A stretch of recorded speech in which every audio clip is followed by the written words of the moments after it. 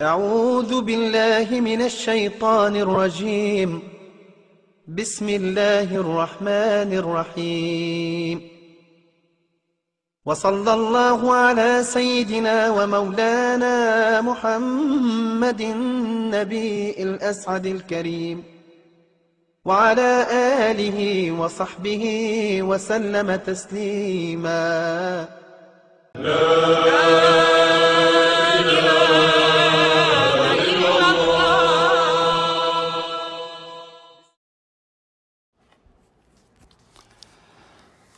السلام عليكم ورحمة الله وبركاته. الحمد لله حمدا كثيرا طيبا مباركا فيه كما يحب ربنا ويرضى، وأشهد أن لا إله إلا الله وحده لا شريك له، وأشهد أن محمدا عبده ورسوله صلى الله عليه وعلى آله وأصحابه الغر الميامين أعلام الهدى ومصابيح الدجى، وعلى من تبعهم بإحسان إلى يوم الدين أما بعد. Bienvenue à vous, chers frères et sœurs, sur la radio Sunnah. On remercie Allah Azza wa Jal de nous avoir permis de se réunir en ce mois béni. Nous le remercions également de nous avoir permis d'atteindre ce mois béni et nous le louons pour tous ses bienfaits. Ces bienfaits que l'on ne peut dénombrer. Et fait partie des bienfaits d'Allah Azza wa Jal envers son serviteur, le fait qu'il lui ait permis d'atteindre ce mois béni, de jeûner ce mois et de prier les prières de nuit durant ce mois. Ce mois béni au cours duquel Allah Azza wa Jal a révélé ce noble Coran. شهر رمضان الذي أنزل فيه القرآن هدى للناس وبينات من الهدى والفرقان. Dans le sens du verset, Allah Azza wa Jal a dit: le mois de Ramadan au cours duquel le Coran a été descendu comme guide pour les gens et preuve claire de la bonne direction et du discernement. Le mois de Ramadan est donc le mois du Coran. Voilà pourquoi le sujet de cette conférence sera porté sur le Coran. Cette conférence est intitulée Les mérites du Coran, ses vertus et sa rhétorique. Nous demandons à Allah Azza wa Jal aide et assistance dans l'accomplissement du bien de manière générale et plus précisément lors de ces différentes assises. Et certes, il n'y a de puissance ni de force qu'en Allah Azza wa Jal. فنقول وبالله التوفيق. قال الله عز وجل: الحمد لله الذي أنزل على عبده الكتاب ولم يجعل له عوجا قيما لينذر بأسا شديدا من لدنه ويبشر المؤمنين الذين يعملون الصالحات أن لهم أجرا حسنا. Allah Azza wa Jal a dit dans le sens des versets: louange à Allah qui a fait descendre sur son serviteur Mohammed le livre et il n'y a point trop dû de tortuosité, un livre d'une parfaite droiture pour avertir d'une sévère punition venant de sa part et pour annoncer aux croyants qui font de bonnes œuvres qu'il y aura pour eux une belle récompense. Allah Azza wa Jal dit également: Inna hadha al-Qur'ana yahdi lillati hiya aqwam wa yubashshiru al-mu'minina alladhina ya'maluna as-salihati anna lahum ajran kabira. Certes, ce Coran guide vers ce qu'il y a de plus droit, et il annonce aux croyants qui font des bonnes œuvres qu'ils auront une grande récompense. Ce noble Coran, qui est le livre d'Allah, est un livre immense et est le plus grand bienfait qu'Allah Azza wa Jal a donné à celui qui connaît son importance et s'y attache. Ce noble Coran, Allah l'a descendu comme guide pour les gens, et c'est le miracle qu'il a descendu sur son prophète Muhammad sallallahu alayhi wa sallam. Ce noble Coran est la parole d'Allah incréée qu'il a révélée à son prophète par l'intermédiaire du digne de confiance, Jibril alayhi salam. Il fut rapporté une parole de Ali qui est faible mais dont les savants disent que son sens est juste, qui a dit: Kitabullah fihi naba'u ma qablakum ou qui rapporte une parole du prophète sallallahu alayhi wa sallam, où le prophète sallallahu alayhi wa sallam aurait dit Kitabullah fihi naba'u ma qablakum wa khabaru ma ba'dakum wa hukmu ma baynakum huwa al-faslu laysa bil-hazl man tarakahu min jabbarin qasamahu Allah wa man ibtagha al-huda fi ghayrihi adallahu Allah wa huwa al-hablu al-matin وهو الذكر الحكيم وهو الصراط المستقيم وهو الذي لا يزيغ به الأهواء ولا تختلف به الآراء ولا تلتبس به الألسن ولا يخلق عن كثرة الرد ولا تنقضي عجائبه ولا يشبع منه العلماء من قال به صدق ومن حكم به عدل ومن عمل به أجر ومن دعا إليه هدي إلى صراط مستقيم. Dans le sens, le livre d'Allah, il y a certes des informations de ceux qui vous a précédés, des informations de ceux qui est après vous, les jugements de ceux qu'il y a entre vous. Il est celui qui tranche et ce n'est pas une plaisanterie. Celui qui le délaisse parmi les orgueilleux et hautains, Allah le brisera. Celui qui recherche la guidée en dehors du Coran, Allah l'égarera. Ce Coran est le câble solide d'Allah. Le Coran est le rappel sage. Il est le chemin droit. Il est celui par lequel les passions ne dévient pas du droit chemin, celui par lequel les raisons ne divergent pas à son sujet. Et les langues ne se confondent pas à son sujet. Il ne s'use pas dû à son grand nombre de répétitions. Ses merveilles et miracles ne s'interrompent pas. Les savants ne se lassent pas et ne se rassasient pas du Coran. Celui qui parle à travers le Coran aura dit vrai. Celui qui juge par le Coran sera juste dans son jugement. Celui qui œuvre à travers le Coran sera récompensé. Quant à celui qui y appelle, il sera guidé vers le droit chemin. Ce noble Coran est une lumière à travers laquelle Allah Azza wa Jal guide vers le droit chemin. Il dit subhanahu wa ta'ala Ya ayyuhan nas, qad ja'akum burhanun min rabbikum wa anzalna ilaykum nuran mubina. Ô gens, certes, une preuve évidente vous est venue de la part de votre Seigneur, et nous avons fait descendre vers vous une lumière éclatante. Surat An-Nisa, verset 174. Ce livre est parfait dans ses sens et il est une sagesse. Allah Azza wa Jal a dit Yasin wal Qur'an al-Hakim, innaka lamina al-mursalin, ala siratin mustaqim, tanzil al-aziz al-Rahim. Dans le sens du verset, Yasin, par le Coran plein de sagesse. Tu, Mohammed, es certes du nombre des messagers, sur un chemin droit, c'est une révélation de la part du Tout-Puissant. Versets 1 à 5, Surat Yasin. Allah Azza wa Jal a facilité ce livre pour son adoration. C'est un livre facile à réciter. De même, Allah Azza wa Jal en a facilité sa mémorisation. Il dit subhanahu wa ta'ala وَلَقَدْ يَسَّرْنَا الْقُرْآنَ لِلذِّكْرِ فَهَلْ مِن مُدَّكِرٍ. Et vraiment, nous avons rendu le Coran facile pour la méditation. Y a-t-il quelqu'un pour réfléchir? Surat Al-Qamar, verset 40. Ce noble Coran, Allah s'est chargé de le préserver.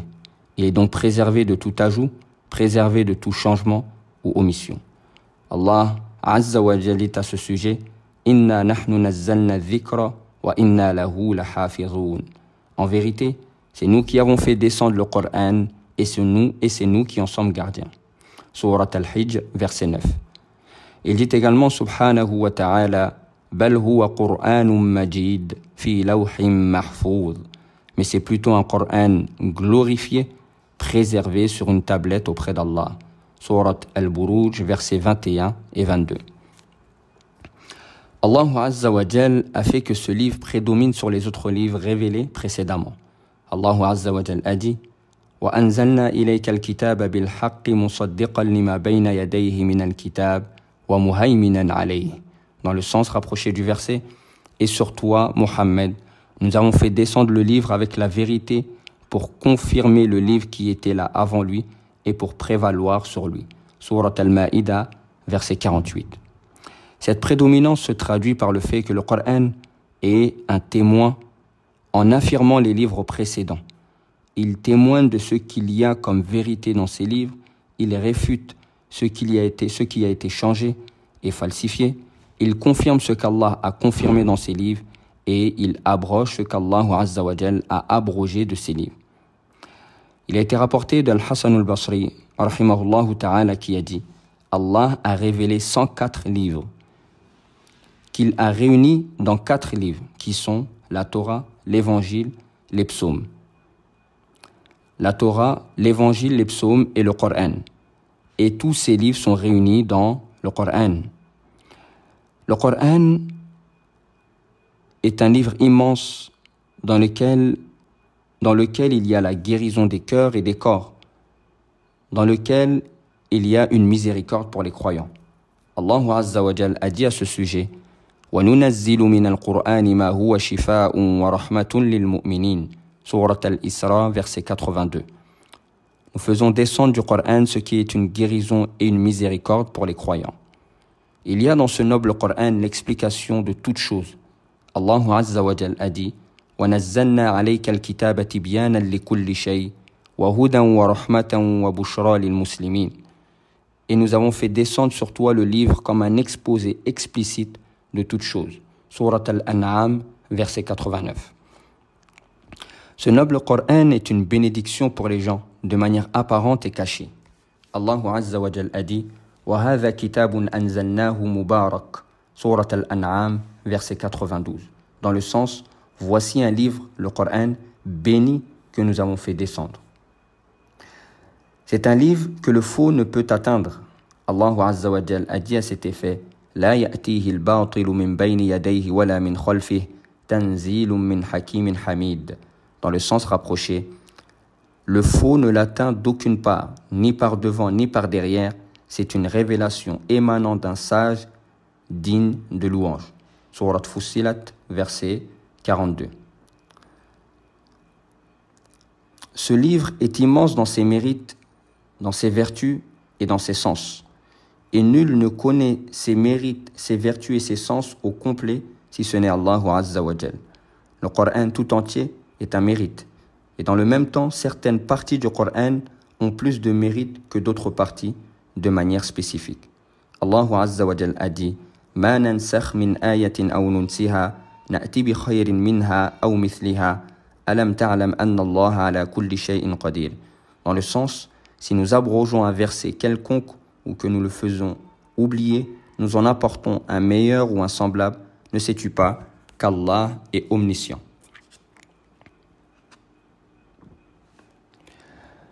Également, le prophète sallallahu alayhi wa sallam a dit dans le hadith que nous allons voir tout à l'heure qu'il n'y a pas de sourate équivalente à sourate al-Fatiha. Et ceci nous montre que certaines parties, certaines sourates, certains versets ont plus de mérite et de valeur que d'autres parties du Coran, que d'autres sourates du Coran et d'autres versets du Coran. Et les textes montrant cela sont également nombreux. Shaykh al-Islam, rahimahullah ta'ala, a dit من يقول بتفضيل بعض كلام الله على بعضه فإنه موافق لما دل عليه الكتاب والسنة وكلام السلف والأئمة. Il dit dans le sens, celui qui dit que certaines paroles d'Allah sont meilleures que d'autres est en conformité avec le Coran et la Sunna, ainsi que les paroles des pieux prédécesseurs et des imams de la communauté. Fin de citation.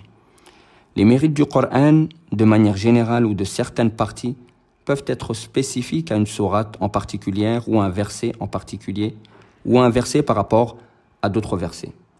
Cela peut être aussi la lecture ou l'apprentissage, ou certains versets, ou certaines sourates. Cela peut être aussi par rapport au sens immense que renferme ce verset ou cette sourate, comme les versets évoquant Allah Azza wa Jal, son unicité, ses attributs, et où il est fait mention de ses éloges. Bien sûr, tout cela en fonction de ce qui a été rapporté du prophète Mohammed sallallahu alayhi wa sallam. Mais la personne ne doit pas se concentrer sur une partie au détriment d'une autre partie, mais il doit se concentrer sur tout le Coran, lire tout le Coran, méditer sur tout le Coran et l'apprendre en entier dans la mesure du possible. Nous allons essayer de manière résumée mentionner quelques mérites et vertus du Coran de manière générale, de certaines parties du Coran, de certaines sourates du Coran et de certains versets du Coran. Parmi les mérites et vertus du Coran qui sont tirés du Coran, Allah Azza wa Jal a dit Alif Lam Mim, Dhalika al-kitabu la rayba fihi, hudan lil muttaqin. Alif Lam Mim, c'est le livre au sujet duquel il n'y a aucun doute, c'est un guide pour les pieux. Surat al-Baqarah, versets 1 et 2.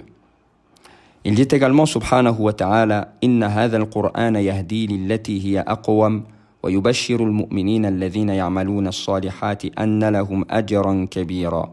Dans le sens, certes ce Coran guide vers ce qu'il y a de plus droit et il annonce aux croyants qui font de bonnes œuvres qu'ils auront une grande récompense. Il dit également subhanahu wa ta'ala wa nazzalna alayka al-kitab tibyanan li kulli shay wa hudan wa rahmatan wa bushra lil muslimin. Et nous avons fait descendre sur toi le livre comme un exposé explicite de toutes choses, ainsi qu'un guide, une grâce et une bonne annonce aux musulmans. Surat An-Nahl, verset 89. Il dit également subhanahu wa ta'ala Kitabun anzalnahu ilayka mubarakun liyadabbaru ayati wa liyatadhakkara ulul albab. Dans le sens, voici un livre béni que nous avons fait descendre vers toi afin qu'il médite sur ces versets et que les doués d'intelligence réfléchissent. Surat Sad, verset 29. Il dit également subhanahu wa ta'ala Ya ayyuhan nas qad ja'atkum maw'izatun min rabbikum wa shifa'un lima fis sudur wa hudan wa rahmatun lil mu'minin. Ô gens, une exhortation vous est venue de votre Seigneur, une guérison de ce qui est dans les poitrines, un guide et une miséricorde pour les croyants. Surat Yunus, verset 57. Il dit également subhanahu wa ta'ala Wa kadhalika awhayna ilayka ruhan min amrina ما كنت تدري ما الكتاب ولا الإيمان ولكن جعلناه نورا نهدي به من نشاء من عبادنا. Dans le sens, et c'est ainsi que nous t'avons révélé un esprit, le Coran, provenant de notre ordre. Tu n'avais aucune connaissance du livre ni de la foi, mais nous en avons fait une lumière par laquelle nous guidons qui nous voulons parmi nos serviteurs. Surat Ash-Shura, verset 52. Nous voyons à travers ces différents versets certains mérites et vertus du Coran. Le Coran est un guide.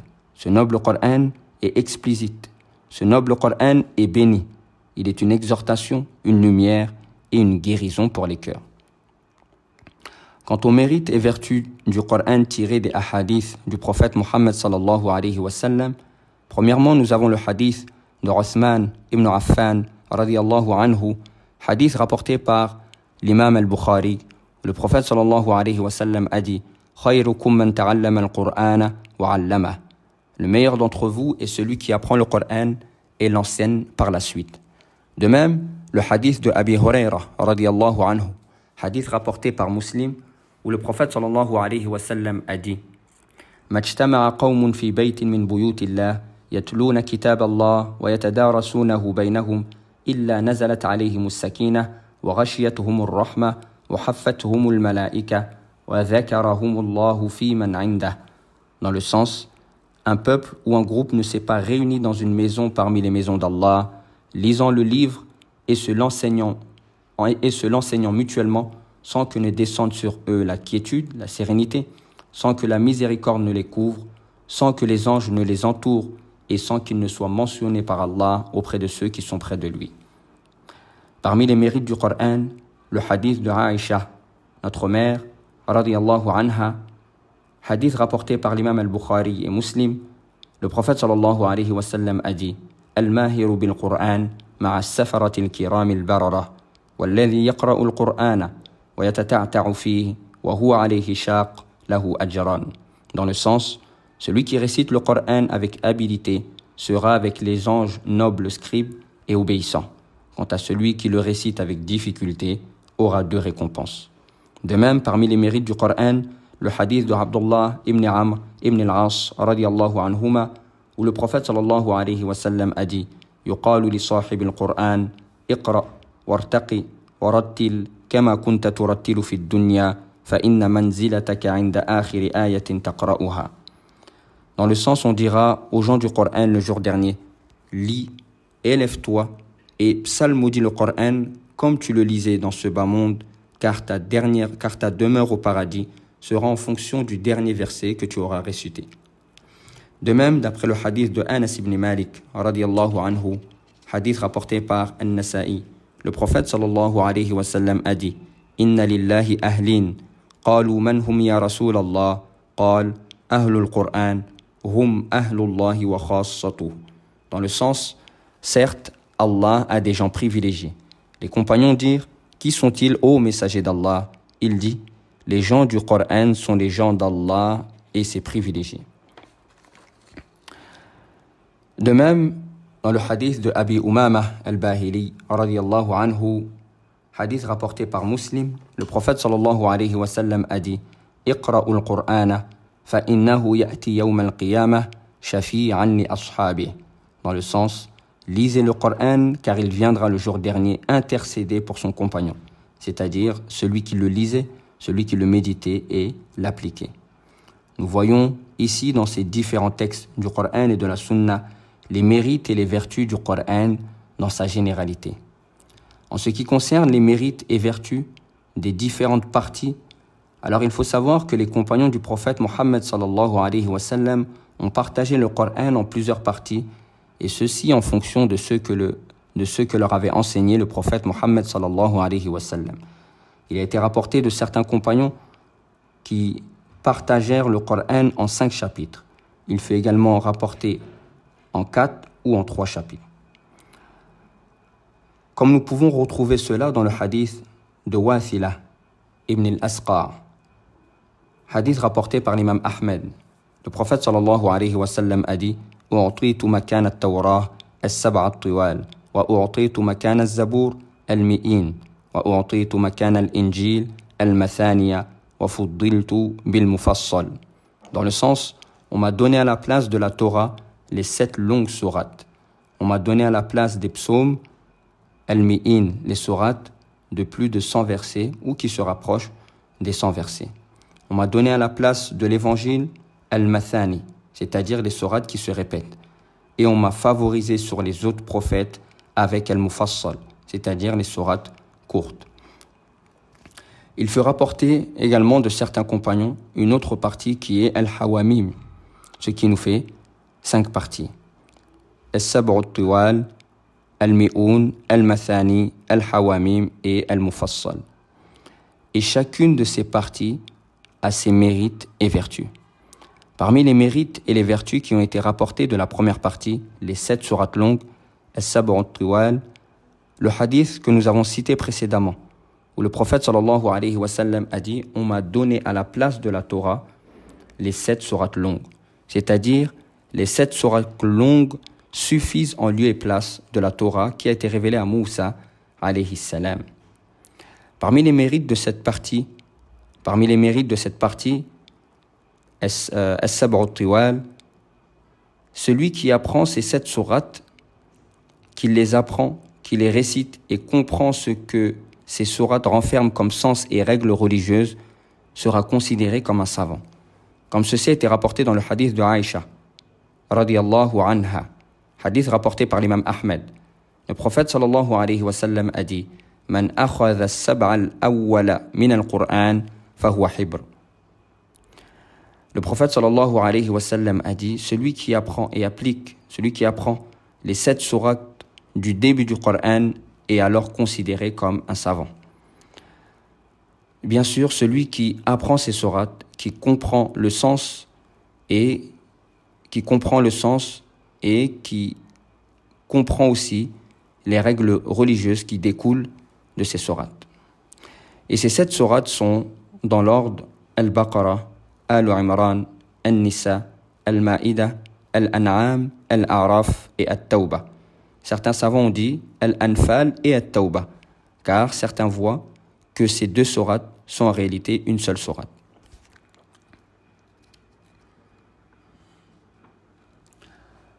Quant aux mérites et vertus de la partie Al-Mi'un, qui sont les sourates de plus de 100 versets, le hadith que nous avons cité précédemment, le hadith de Wathila. Le prophète sallallahu alayhi wa sallam a dit « On m'a donné à la place des psaumes de Daoud la partie Al-Mi'oun ». Quant au mérite de la partie Al-Mathani, c'est-à-dire celle qui se répète, les sourates qui se répètent, il est également mentionné, le mérite est également mentionné dans ce hadith de Wathila, où le prophète sallallahu alayhi wa sallam a dit « On m'a donné à la place de l'évangile qui a été révélé, le livre qui a été révélé à Isa alayhi salam, Al-Mathani, les sourates qui se répètent. » Quant au mérite de la partie dite Al-Hawamim, Al-Hawamim, c'est la partie dont toutes les sourates commencent par Hamim. On les appelle ainsi et on les appelle aussi Al-Hamim, la famille de Hamim. Elles ont été appelées de la sorte car elles commencent toutes par Hamim. Elles sont au nombre de 7 et elles se suivent toutes. Elles sont dans l'ordre Surat Ghafir, Fussilat, Al-Shura, Al-Zukhruf, Al-Dukhan, Al-Jathiyah et Al-Ahqaf. De même, le prophète sallallahu alayhi wa sallam a informé que ces sourates sont tirées des tablettes de Moussa alayhi salam. D'après Ma'qad ibn Yasar, le prophète sallallahu alayhi wa sallam a dit « U'titu Taha wa Tawasin wal Hawamim min alwahi Moussa wa u'titu Fatihat al-Kitab min tahti al-Arsh » Il a dit dans le sens « On m'a donné la sourate Taha, les sourates commençant par Tasin et les sourates commençant par Hamim des tablettes de Moussa. Et on m'a donné l'ouverture du livre, Al-Fatiha, du dessous du trône. » Également, les compagnons radiyallahu anhum ont mis cette partie en valeur due à l'éloquence et des sens que renferment ces sourates.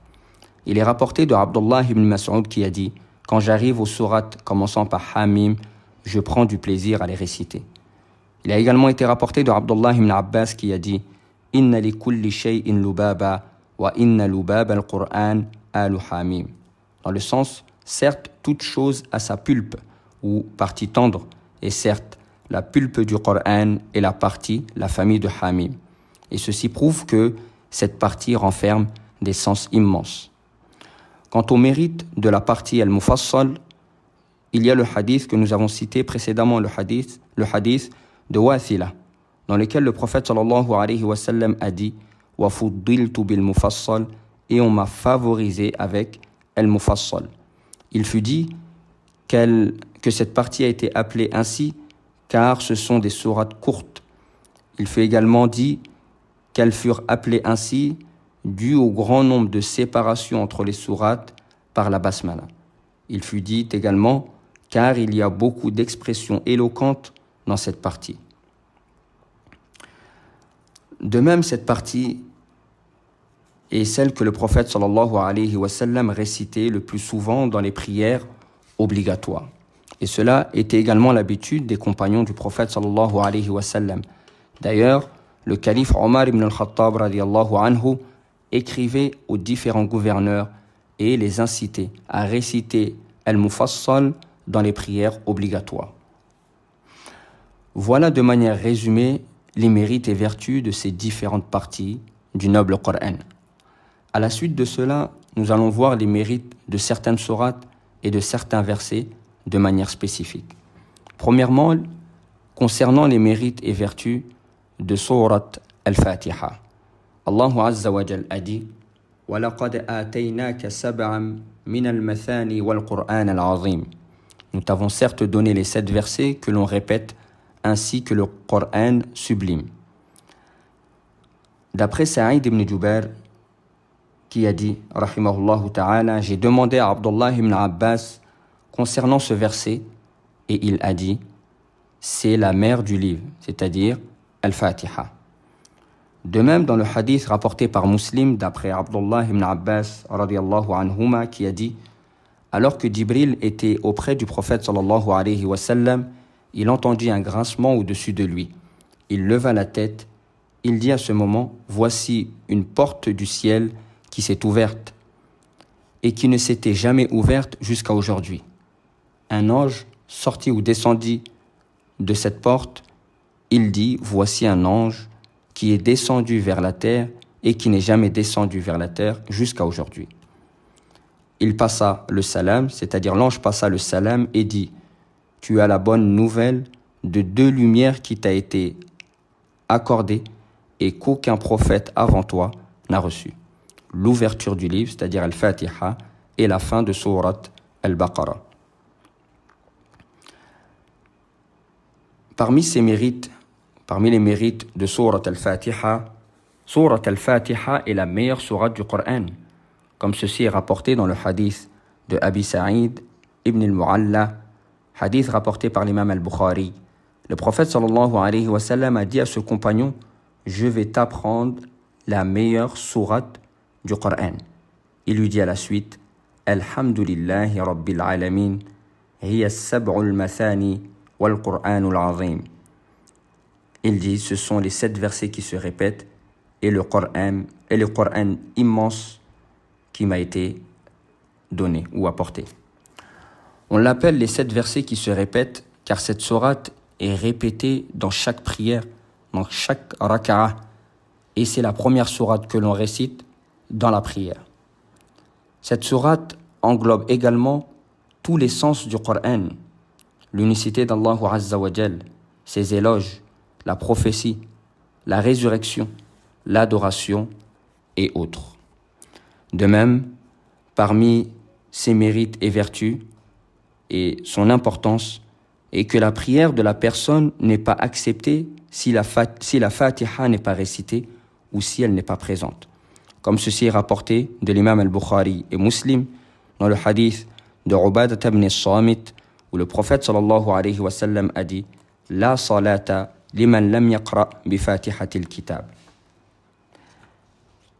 Il n'y a pas de prière pour celui qui n'a pas récité l'ouverture du livre, c'est-à-dire la Fatiha. Nous nous arrêtons ici pour la première partie de cette conférence et la semaine prochaine, avec la permission d'Allah, nous allons mentionner la suite des mérites et vertus de certaines sourates et de certains versets. Et nous verrons à la suite de cela un autre aspect du Coran qui est sa rhétorique et son éloquence. فنسأل الله عز وجل أن يجعلنا من الذين يستمعون القول فيتبعون أحسنه. اللهم أرنا الحق حقا وارزقنا اتباعه وأرنا الباطل باطلا وارزقنا اجتنابه وصل اللهم على نبينا محمد وعلى آله وصحبه وسلم وسبحانك اللهم وبحمدك أشهد أن لا إله إلا أنت أستغفرك وأتوب إليك والحمد لله رب العالمين والسلام عليكم ورحمة الله وبركاته.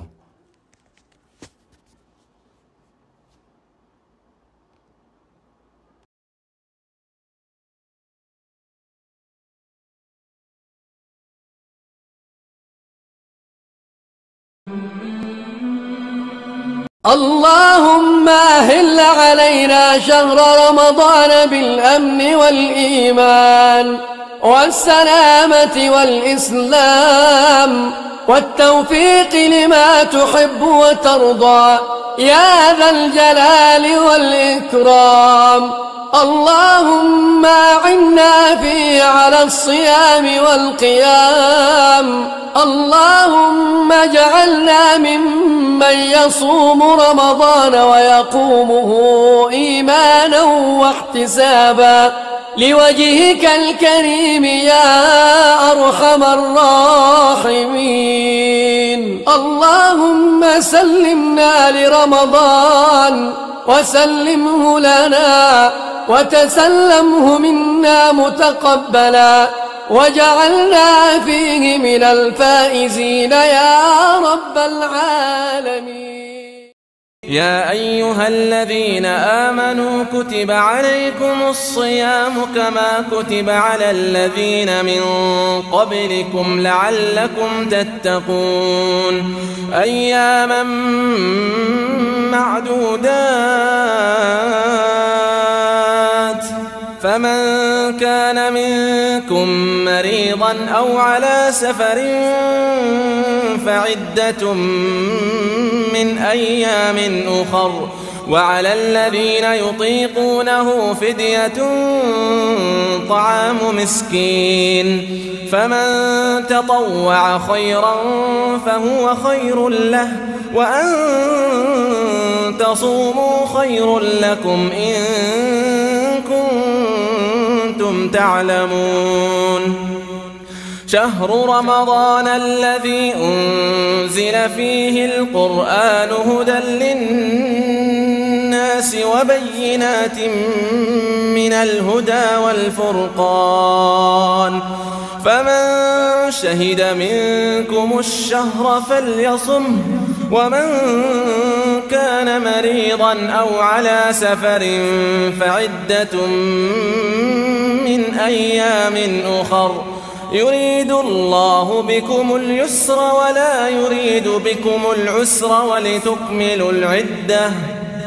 ولتكملوا العدة ولتكبروا الله على ما هداكم ولعلكم تشكرون وإذا سألك عبادي عني